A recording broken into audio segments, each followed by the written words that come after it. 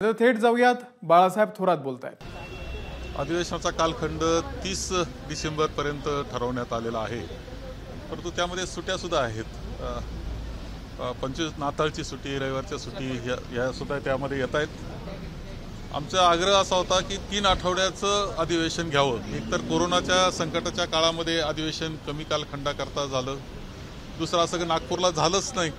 19 साली जे झालं अधिवेशन त्यानंतर नागपूरला अधिवेशन होऊ शकलं नाही आणि म्हणून हे 3 आठवड्याचं करावं, त्यामध्ये विदर्भाला न्याय देता येईल आणि महाराष्ट्राचे अनेक प्रश्न आहेत, विशेषतः शेतकऱ्यांचे प्रश्न आहेत, त्यांचा विमा अद्याप मिळत नाही, ज्यांची मदत मिळणार होती अतिवृष्टीची ती अद्याप मिळालेली नाही, अनेक प्रश्न शेतकऱ्याकरता निर्माण झाले, त्यांचा चर्चा व्हावी। सीमा प्रश्नाच्या संदर्भात काही भूमिका जी शासनाची ती आम्हाला समजावी, हा विषय आहे। आपले प्रकल्प जे गेले आहेत गुजरातमध्ये आणि त्यामुळे बेरोजगारीचा प्रश्न झाला, या सगळ्या गोष्टींची चर्चा या अधिवेशनामध्ये व्हावी। सदस्यांना कोरोनाच्या संकटाच्या काळामुळे जे अधिवेशन छोट्या कालखंडाकरता होत होते त्यामुळे बोलण्याची संधी मिळाली नाही, ती त्यांना मिळावी। त्यांचे प्रश्न सुद्धा जी होती, परंतु हे साधारणतः 2 आठवड्याचं अधिवेशन होणार आहे। गेल्यावेळी विरोधात देवेंद्रजी होते, शिंदे म्हणजे देवेंद्रजी होते खास करून, पण नागपुरात अधिवेशन होत नाही म्हणून भाजप वारंवार गोंधळ करायचं किंवा वारंवार बोलायचं। आता होते तर खूप कमी कालावधी ठेवलाय, सत्ता आल्यानंतर ही आठवण आम्ही करून दिली की यापूर्वी सातत्यानं आग्रह त्यांचा होता की मोठ्या कालखंडाकरता म्हणून नागपूरला अधिवेशन व्हावं, परंतु ते मान्य झालं नाही आणि 30 तारखेपर्यंत 30 डिसेंबरपर्यंत हे अधिवेशन होणार आहे। सर, या अधिवेशनमध्ये जे काही महापुरुषांवर ज्याप्रमाणे भाष्य करतात आणि राज्यपालांची अजूनही उचल मागणी केली नाही, यासारखे विषय महत्त्वाचे हे विषय येणारच, हे विषय तर आम्ही मांडणार आहोतच। भारतीय जनता पक्षाचे जे नेते असतील नाही तर कार्यकर्ते असतील, ते सातत्यानं महापुरुषांबाबत जे वक्तव्य करतायत, हा महाराष्ट्रातल्या सर्वसामान्य जनतेमध्ये सुद्धा अत्यंत असंतोषाची भावना निर्माण झालेली आहे आणि शेवटी लोकांच्या मनाचं प्रतिबिंब विधानसभेत उमटणं हे आवश्यक आहे आणि ही चर्चा निश्चितपणे होईल।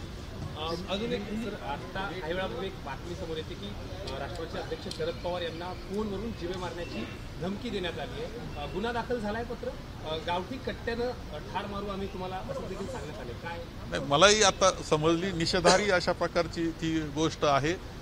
आदरणीय शरदचंद्रजी पवार साहेब हे देशातले एक प्रमुख नेते आहेत आणि त्यांच्याबाबत पूर्णपणे देशभर आदर असणारं व्यक्तिमत्व आहे। अशा प्रकारचं कुणी धमकी देत असेल तर त्यास भरपूर शिक्षा, मोठी शिक्षा झाली पाहिजे। पुलिस ने उस कॉलर को आइडेंटिफाई किया है। पुलिस ने आज विधिमंडल कामकाज समिति की बैठक हुई, कब तक अधिवेशन तय हुआ है, क्योंकि आप लोग 3 हफ्ते की मांग कर रहे हैं। हमने तो अपोजिशन के जब सब लीडर्स थे विरोधी पक्ष के, उन्होंने तो 3 हफ्ते की मांग की थी, लेकिन 2 हफ्ते के लिए वो मान्य हुई है। 30 दिसंबर तक अधिवेशन चलेगा।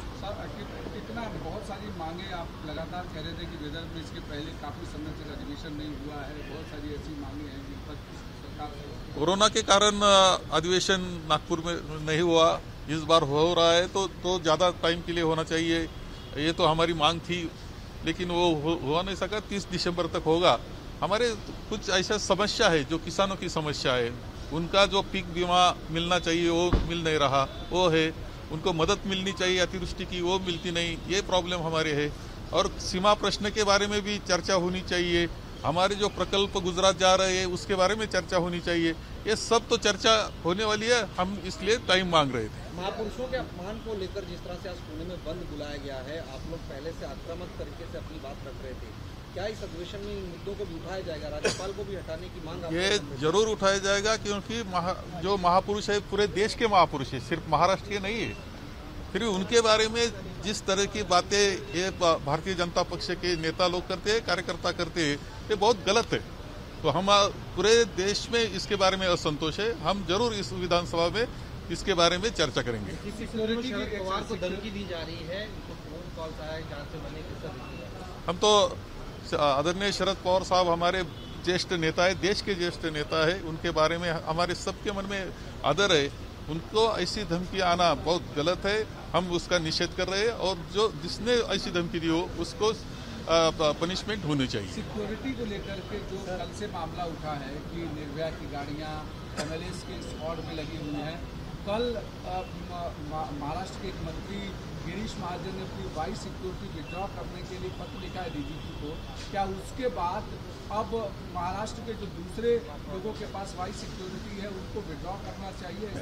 ऐसा है कि गिरीश महाजन तो मिनिस्टर है, उनके लिए सिक्योरिटी होना समझ सकते हैं हम, लेकिन हमारे ज्येष्ठ नेता जो है कुछ हमारे एक्स चीफ मिनिस्टर उनको भी सिक्योरिटी नहीं, वो एमएलए लोगों के लिए क्यों इतनी सिक्योरिटी की जरूरत क्या है? एमएलए लोगों के लिए इतनी सिक्योरिटी की जरूरत क्या है?